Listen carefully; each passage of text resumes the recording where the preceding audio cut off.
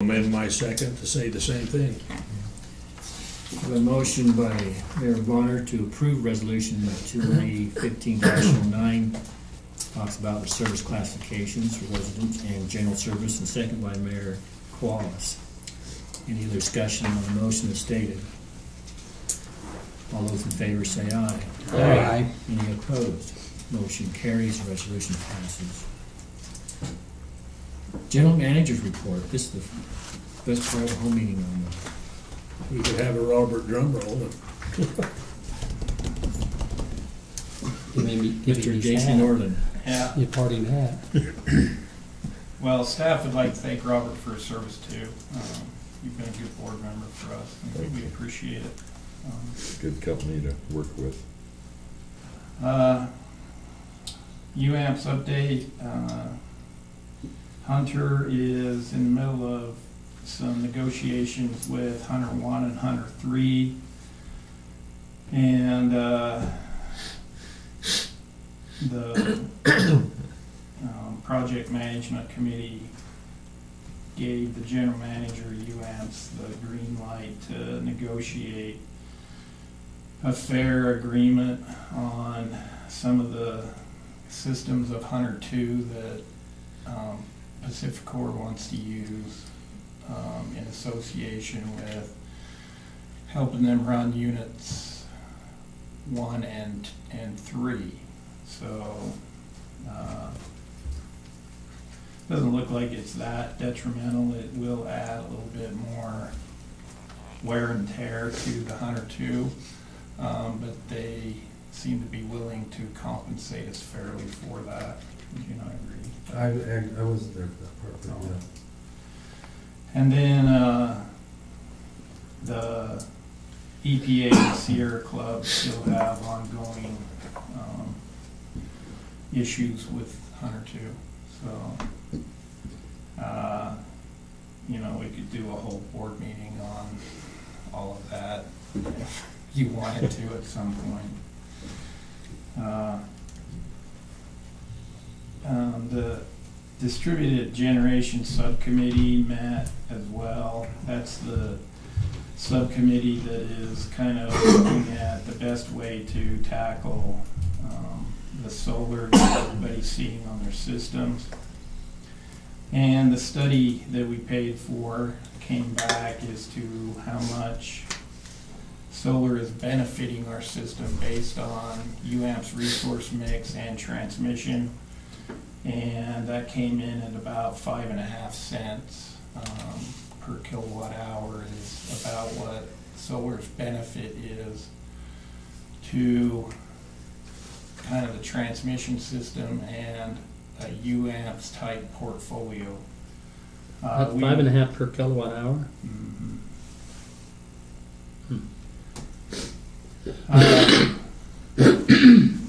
We would have to take the study one step further to see how much solar benefits our actual distribution system, to do a final look at that. And, we've been talking about it, and we'll So is this like for an individual customer who has solar? Mhm. Okay. And so, like our net metering rate right now, this is just an example. Our net metering rate, if they turn over the rec to us, which the rec, as of yet, has not had any value, they get our residential rate paid back to them. The REC is the environmental credit. Right. The What does the R stand for? Renewable energy credit. Oh, okay. I was talking about the rec center. No, I didn't understand what that was. But so that has a value that we can sell. So it's the amount of power they push back into the system. The amount of power that they net out at, they get paid our residential rate. Clearly, according to this study, we're overpaying that, and it should come in at around 5.5 cents because we are a typical UAMPS-based portfolio off of UAMPS transmission. So if I had a solar set up at my house and used all the power I generated, and then the extra I'd kick back through, you'd pay me that same residential rate that you'd charge me if I was using your power. That is what. And our you're saying current that's net- higher than the 5.5 cents, so we need to lower that for that usage? Well, we need to look at it more, but, you know, I mean, that's just where we're at right now. And this is a good study, we can stand behind it. It encompasses our whole portfolio, our whole wholesale power portfolio. And like I say, we need to take it one step further and see exactly what kind of value we're getting on our distribution system with that distributed generation that's out there on our distribution system, so. We're in the process of doing that.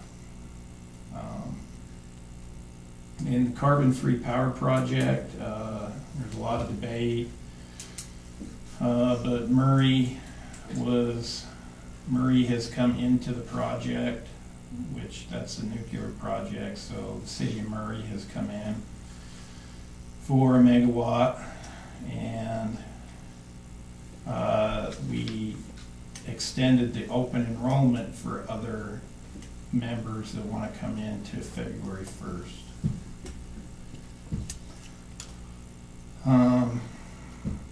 IPA, any questions on UAMs? Bob went down to the meetings this time. Do you have any questions that came out of that? No, I appreciate, each time I go down, I appreciate more the skills and talents that our folks have here in the power company. As much as I think I'm gifted in the area, a lot of it still flies by. So, no, I think you've expressed it, you know, pretty much what I picked out of it, no questions there. But I appreciate your skills, and you're in tune with what's going on, and I sense that because I listen to some of these same things and didn't get quite as much out of it as you have. So these guys that are going down and spending time down there, they're in tune with what's going on. Well, I was also elected as co-chair of the UAM's board for the next 3 years, which I bailed before that happened, didn't I? I was thinking, I ought to stay and see. I figured you nominated me. that will be a few more hours of meetings, I'm sure. Pull some more hair out, huh? Yeah. IPA, and both Just cut it short. Mayor Koalas and Mayor McDonald went down to the annual IPA meeting. What was discussed down there was repowering is scheduled to commence in 2020 with a scheduled completion date of the repowering in sometime in 2025.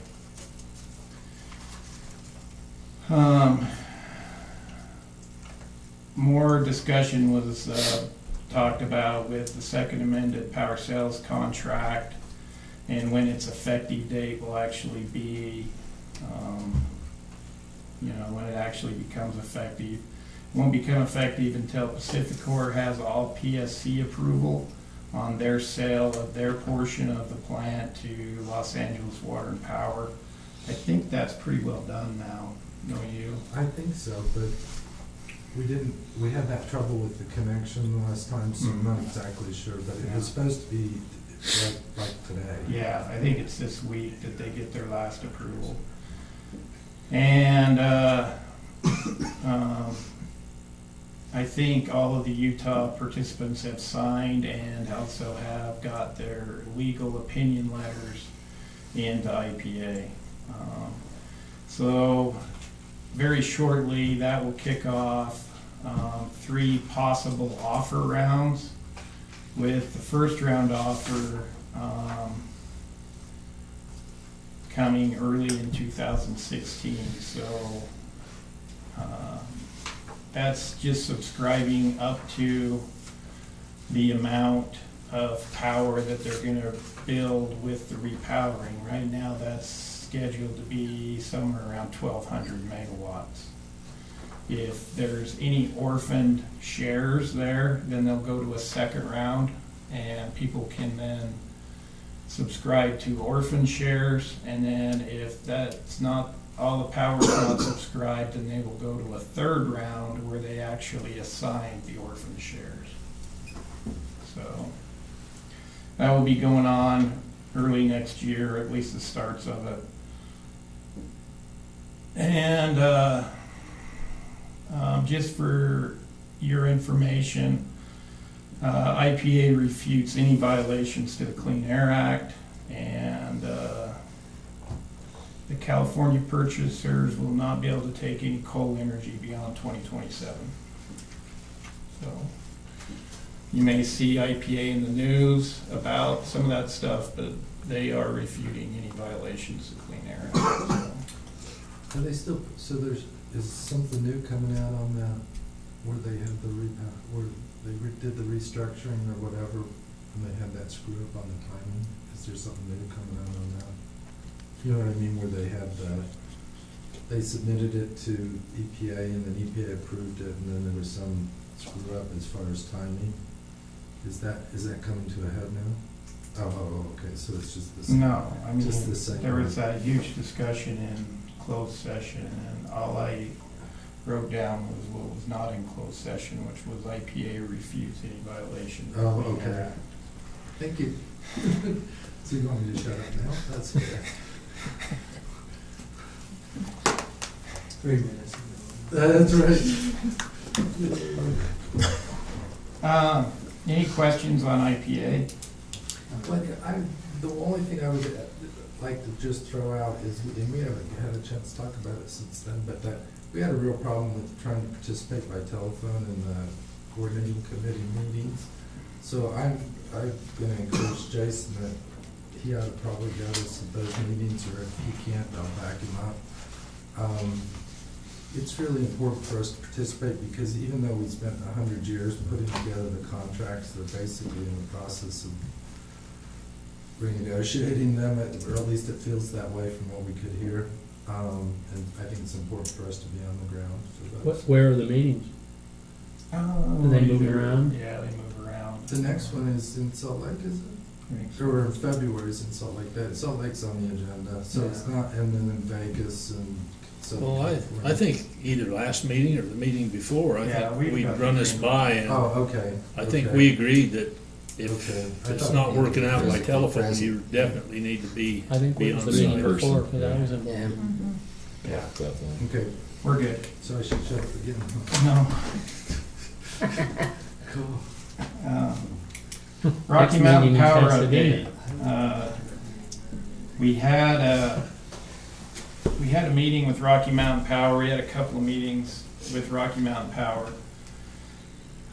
They've assigned us a new project manager on the line, and we met him. And then the next day, we went down and went to a load forecast meeting, and basically got told very bluntly that they are pushing the line project out to 2019.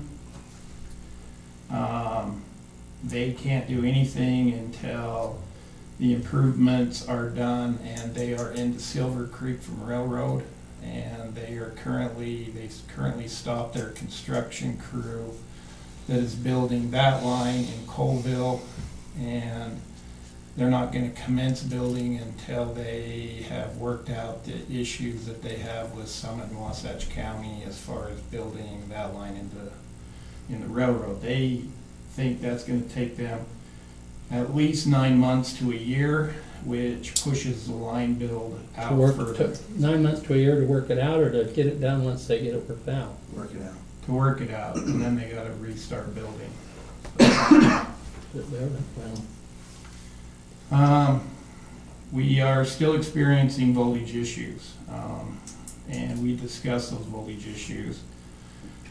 And we also discussed the load issues. They can only pack us through 2019 on the radial line that we are being fed on right now. So we have no redundancy. We are being fed radially from Hale, which is up Provo Canyon.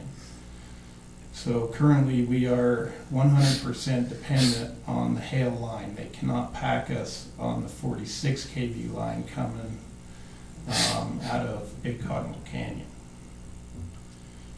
So You know, there's not much they can do with the voltage issues.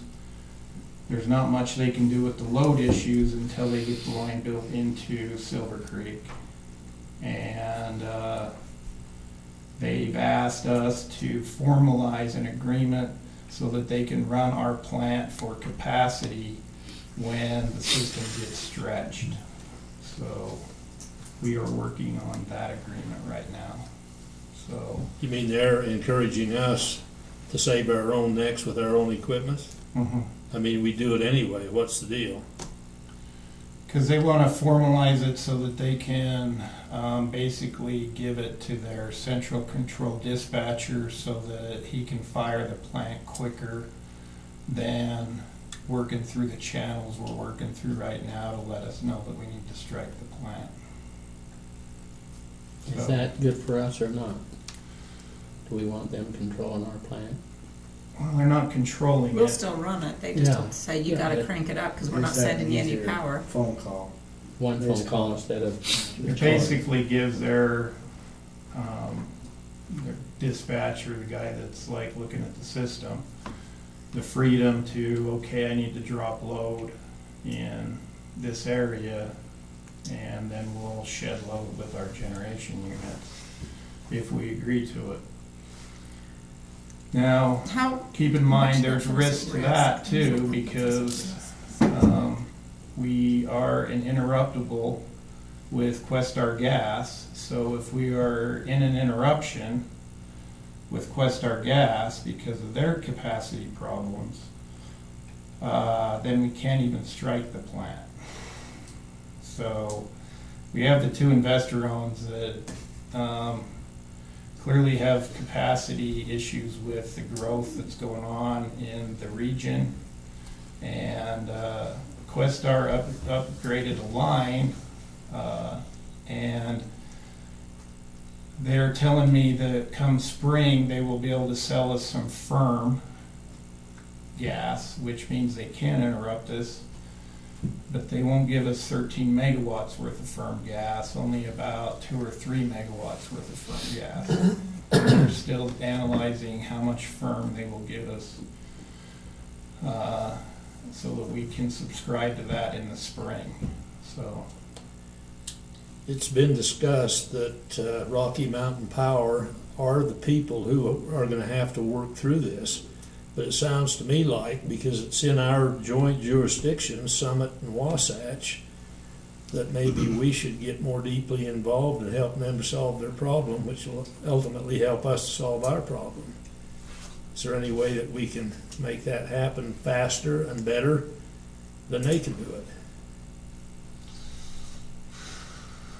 I mean, you know, we've met with the county. I mean, Kendall's set up meetings with people. I mean, we can certainly continue to do that. One thing that staff here has talked about that would speed up the process, I haven't floated the idea of Rocky Mountain Power yet, and that is while we're, you know, in delays getting built out to Silver Creek, go ahead and we could start building from Midway to Jordanelle. That would cost us some money, but it would also save time.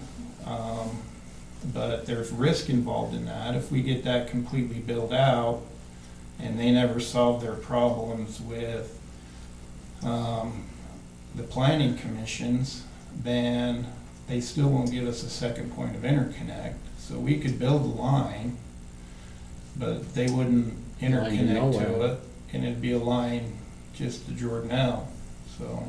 Do you, make sure I ask this right, do you perceive this latest deal as them, instead of solving the problem they created for themselves, put pressure our direction and Summit County's direction to solve their problem for them? No, I just see it as an investor owned that's just, you know, it's just how they operate. You know, the loads are the loads. I mean, Yeah, they Yeah, are, and right. our growth, the loads are gonna get bigger. Right, and, you know, we're forecasting that by 2019, we're gonna be right in the 42 to 44 megawatt range. We're 37 megawatts right now. I think we're conservative, you know, I think that that's a real number that we could actually hit. And if we hit that, then there's issues with capacity, even coming up from the hail feed without getting that line done. So 2019 to me seems real. I mean, I know how to do math, and I think I'm doing math the same way they're doing math, and it looks like, you know, that's a real issue. You're looking at our increase, and they're looking at our increase, and, Mm-hmm. And that's standard operating, that doesn't include yeah. And this any is me. failures. But the delay to get the line done, they don't seem to be, you know, to solve that problem at that end. So how long after, when they decide that they can go ahead with it in 2019, is it gonna take them to finish what they're supposed to be doing? I don't know, if they get approval in a year, Harold, I mean, let's just say best case scenario, they get approval or they get their issues worked out by October, how long to build from Colville into Silver Creek, you think? Another 6, 8 months minimum? Can they work through the winter? Is it Yeah. construction type they do in the winter? Yeah, it just. It'd be all right, it'd just slow down. Mhm. So are the issues where the line's supposed to go, or what That's exactly? the whole issue, isn't it? The whole issue. About the corner of Wasatch County, and then, refresh my memory, they want it to go somewhere else. They cut a deal with Promontory, it sounds like. The line currently is a 46 kV line Mhm. that is running through Promontory. Now, they're building a dual circuit 138 46 kV line. And they cut a deal with Promontory to move it out on the edges of Promontory's property. So it won't go through it. And in so doing, there's 5 structures that go into Wasatch County. Now, they have some other sort of issue with a landowner in Summit County. I don't know that much about it. I haven't been to the planning commission meetings in Summit But County. there's 5 Hey. poles, right? Well, it comes In across Wasatch just a County. corner, Yeah, but it comes just in right, that little corner. Yeah. it comes right next to a 5 major poles. development out in the Jordanelle. That's saying, we don't want that big. Current developments or planned developments? Well, they're in the process. I mean, They're in the they've process. dug of- dirt, put Do they foundation. Somehow. do they want power? Do they want to have lights in their developments, or do they care that they're a dark? Well, the problem is, they made this agreement with Promontory and changed where the line was going without talking to either Summit or Wasatch County. The development did? No, Rocky Mountain. Power. Wow. They've been paid off by Promontory to move it, and now I guess my solution is give them their money back and put it back where it was, but they're not wanting to do that. Yeah, you know, I mean, being a utility guy, I completely feel for Rocky Mountain Power as far as putting it where it goes, because it's not the same line. It's a 46 kV line that's there now, and this is not the same, so, You dual purpose. yeah. And so they're, you know, the way they operate, it's not the same easement at all for them. They need much wider easement and everything else to go through there. Than the original. Than the easement. original, right. Is that part of the reason why they moved it, or just because Promontory? Oh, yeah, wanted I it? think they cut a deal with Off their golf Promontory for course. sure. I think they cut a deal, but a 138 easement is much wider than a 46 kV easement. And this is, you're saying, a dual easement.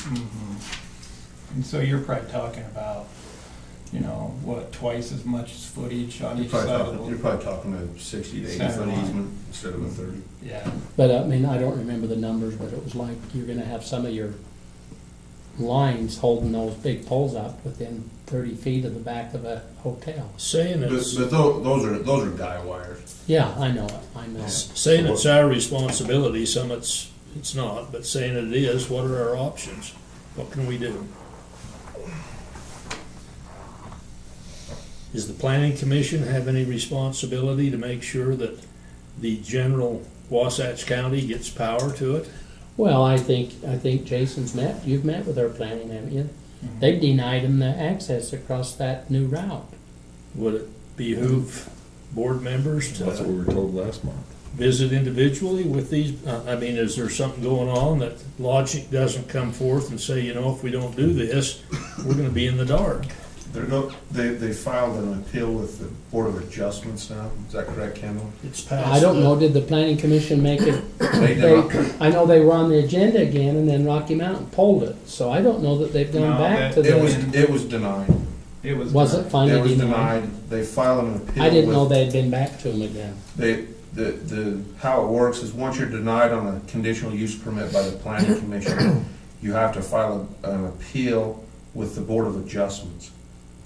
And that's the point that they're at now, and basically if the Board of Adjustments denies that appeal, they will go to the state siding board. Does it go there, or does it go Fourth District? State On siding. planning, it goes to the district court, but This- maybe this- power stuff goes This differently. goes basically, and if I'm right, and correct me if I'm wrong, the state siding board is actually almost a branch of the Public Service Commission.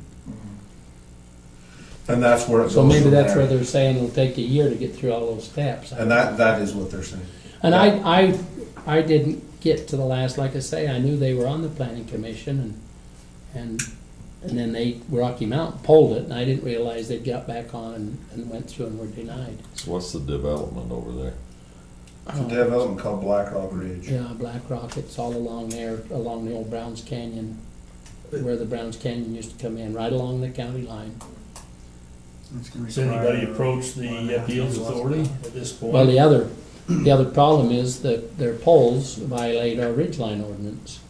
So there's double issues, you're Well, right then, close. yeah, so the planning commission's doing exactly what they were supposed to do. Yeah, Okay. say it doesn't fit our ordinance. I thought maybe it was just through lack of understanding. But No, and they modified it, I think you and we met, and they modified the pole structure and that to make it a little bit better, but I guess the planning commission still wasn't satisfied with what they would you propose. need So to do what's the- public what's the hearing just alternative? By nature of the. Well, I guess it's going through this process. This is the But at process. the end of the day, the poles have to go somewhere. So, Then we can get back to So- this. where is an alternative? If they Are you- can't go where why spend a year Yeah, that's what I'd fighting say. and it's still not gonna go there? Need to What's do an it on the alternative? hour Are Where you else can saying that they go? if they moved it back to the original, it wouldn't be Let's, big enough for let's this put a dual hold line? Is on- that what you're saying? On the conversation for a minute, we've proposed that on the schedule, we have a public hearing at 6. Let's maybe just move that part of the agenda and then Come back. maybe somebody will come. You don't think so? What I asked Mr. Bart Miller if he would do a presentation a little bit on the proposed 2016 budget for the Heber Light and Power. Maybe you can record that on the camera too and go through that presentation for us, Bart. And it'll be information for the board and also somebody may be watching. Okay. Well, as I brought to the board last month, the draft, I've had a few questions, a few comments, but not very much. So the draft itself has not been amended in any way, shape, or form from what you received at the last board meeting. This is our reflection of what it looks to be for the coming year. As I mentioned before, the state requires that we present 3 years' worth of data. So that's why you'll see 2014's actuals. You'll see the 2015 projected. And then you'll also see the 2016. So yeah, let's kind of march through a little bit. So our revenues are projected for next year after the change of rates with the rate design adjustment as well to come in roughly around 16.2 million on electricity sales. That has a small conservative growth on the residential and the small commercial but we kept the large commercial constant this year. As far as growth, there won't be any growth on the large commercial we're projecting. General service. General services. Thank you. Thank you. Connect fees, Gotta continue to, they're average, what we put them in. Our interest is down a little bit. We haven't really been getting as much interest because we're not carrying as much of a balance on our accounts. Yeah, that's pretty much what we're seeing there, so. On our expenses, we do expect the power purchases to go up though. So that's why you'll see that they're increasing to the 8.6 million. why, on the, up on the revenue side, the other miscellaneous, you budgeted 115. The projected is 173. Why projected so much higher, and then you're budgeting double 130, well, not double, but increasing it by 15,000? Let's explain that a little bit to me. Our other miscellaneous income, in years past, the Jordanelle O&M monies that we receive to maintain the line to the Jordanelle plant, that's been booked as part of the electricity sales in the past, and I've stripped that out. So when we put the budget together last year, that was included in there. At the 115? Or the- Yes, and then this year, where I pulled it out, it's coming in the 173. That's what was part of that, as well as what's part of that also is we did get some payments this year on our, what are the environmental credits we got there? But we can't ever really count on those, so I don't have them budgeted, because we don't have a great track record of actually getting paid those. So that's a lot of what the other or miscellaneous income is driven off of, is really that Jordanelle O&M. Okay. So that's why it's down low. There's a good chance it'll come in higher than that. I mean, we do have some pole attachment fees that we get, and a few other items that roll into that account. So, that answer your question? Mm-hmm. Okay. Like I say, the power purchases, we've had a great year in 2015 in that the market has been a good place to buy energy. We've had a good chance to buy it low. We've had a good hedge in 2015. We lose that hedge going into 2016, and you just never know with the market. So we've got it forecasted to come in about 8.6 million there, as well as we didn't have to run our generation units much this year. One being that we didn't have a test model from CAT here that we were running. We do know for a fact that we'll be running some next year, so our gas purchases we're forecasting higher. Wages, we are continuing to improve our ability to better place capital